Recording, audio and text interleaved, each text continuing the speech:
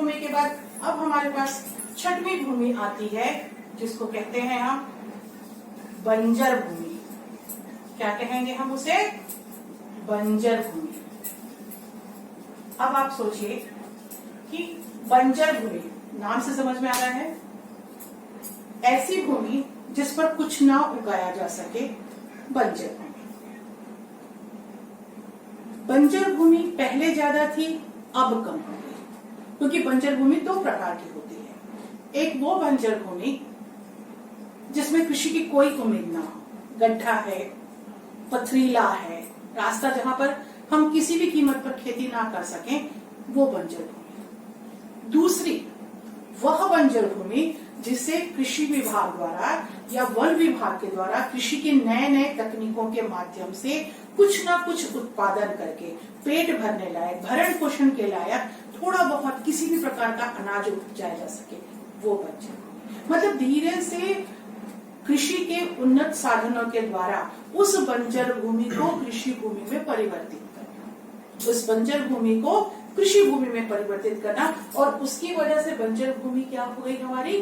कम हो गई। दूसरी बात, बंजर भूमि को और कम होने का एक वजह ये भी था कि उस बंजर भूमि पर उद्योग धंधे लगा दिए गए।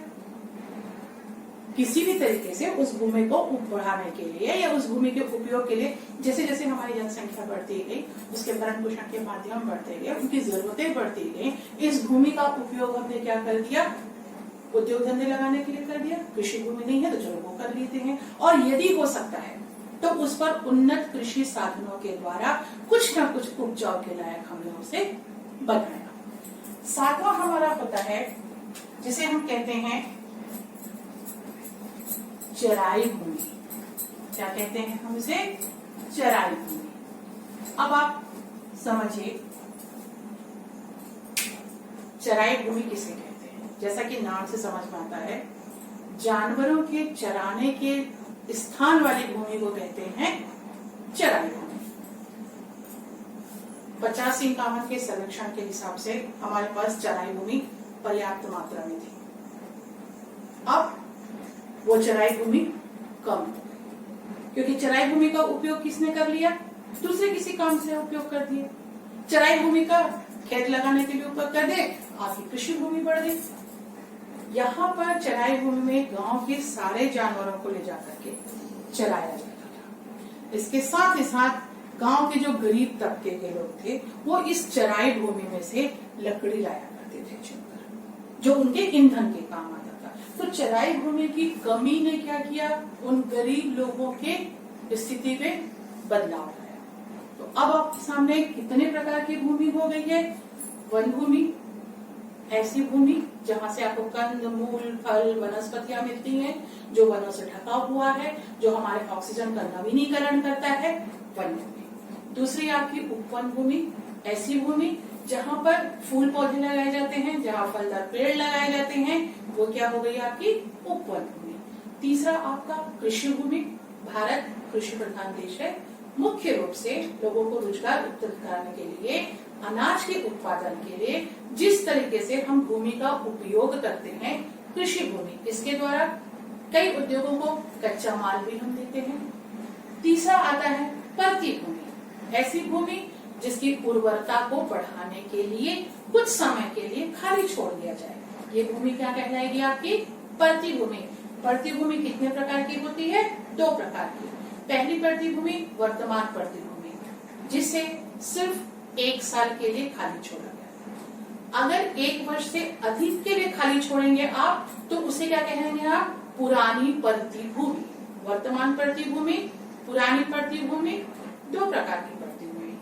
तीसरा अकृषि भूमि, खेल का मैदान, सड़कें, रेल पटरियां, बर्फ से ढके हुए पहाड़ जितने हैं वो आपके आ गए, रेत के टीले आपके आ गए, बड़े बड़े उद्योग धंधे आ गए, आपके कारखाने आ गए, आपके मकान आ गए। ऐसी भूमि जिसका उपयोग कृषि के लिए ना किया जाए, क्या भूमि कहलाएगी? वो अकृषि भूमि। उसके बाद आते हैं हम बंजर भूमि, ऐसी भूमि जो कभी उपयोग होती थी, कभी कृषि होता था, अब नहीं होता, अब उसमें कृषि नहीं कर सकते।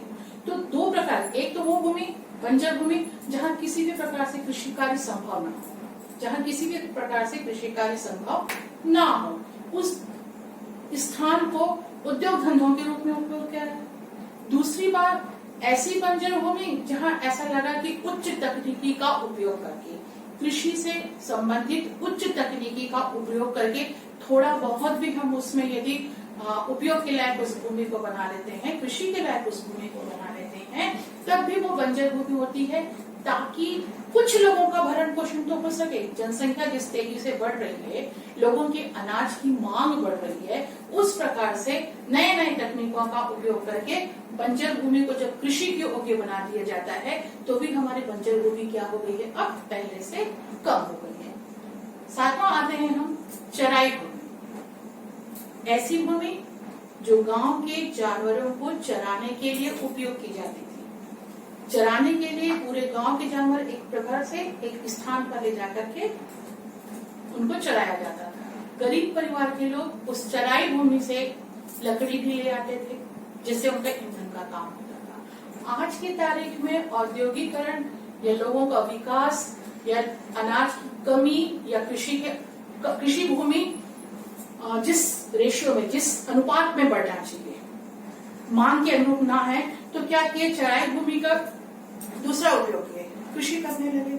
तो ये जो गरीब तबके के लोग थे, उन्हें दिक्कत हुई। तो हमने भूमि के इतने सारे प्रकार देखे हैं, कृषि भूमि, अकृषि भूमि, बंजर भूमि, बत्ती भूमि और चराई भूमि।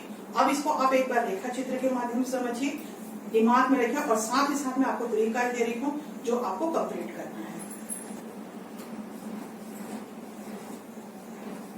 बहुत ध्यान से इसको फिर से देख लीजिए।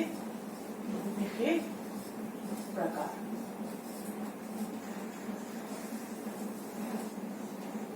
पहला वन भूमि, दूसरा कृषि भूमि, तीसरा अकृषि भूमि,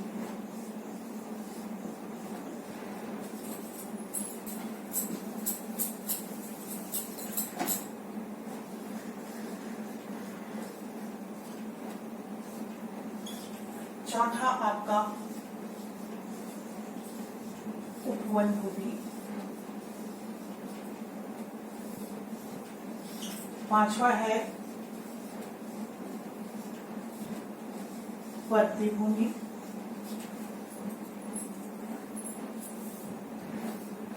छठवां है बंजर भूमि और सातवां है आपका चराई भूमि। क्लियर है? भूमि के कितने प्रकार हुए आपके सामने? 7 प्रकार। वन भूमि, जंगलों से जो आच्छादित है, जिसको 33% होना चाहिए, हमारे पास 23% है।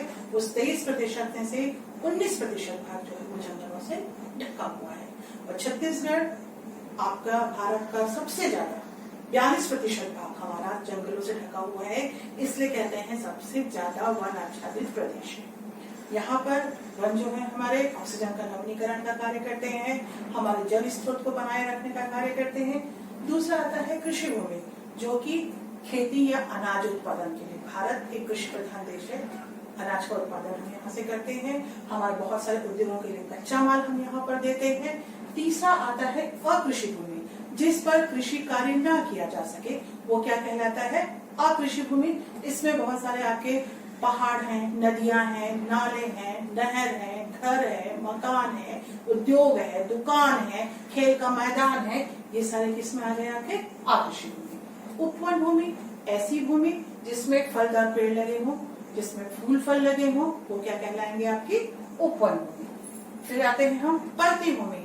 भूमि की उर्वरता को बढ़ाने के लिए यदि भूमि को कुछ समय के लिए खाली तो छोड़ दिया जाए, तब वो कहलाती है परती भूमि। इसके 2 प्रकार होते हैं, एक वर्तमान परती भूमि, यदि 1 साल के लिए छोड़ा जाए। दूसरा पुरानी परती भूमि, यदि उसे 1 से ज्यादा सालों के लिए छोड़ा जाए। तीसरा आता है बंजर भूमि, ऐसी भूमि जो कि कृषि के लायक ना हो।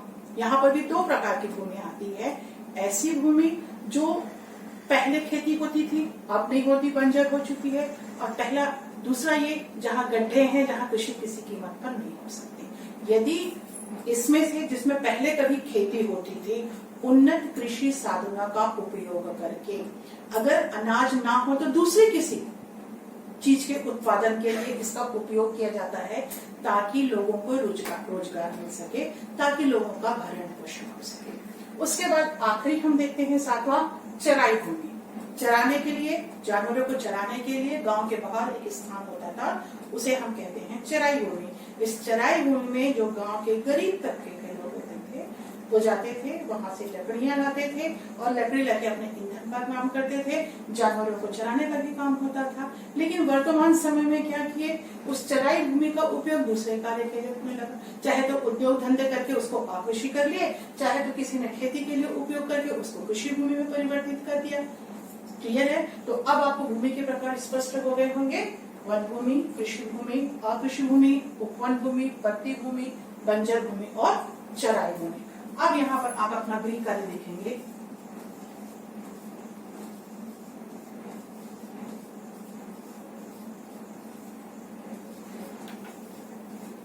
प्रश्न पहला,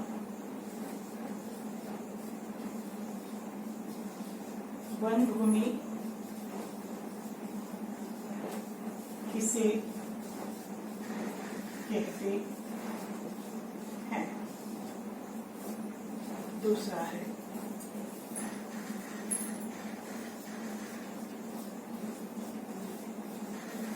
ऑक्सीजन के नवीनीकरण से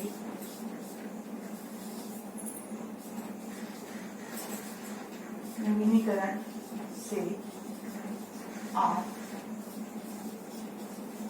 क्या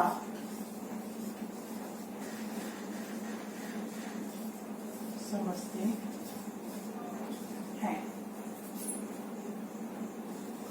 तीसरा, भूमि के प्रकार, नाम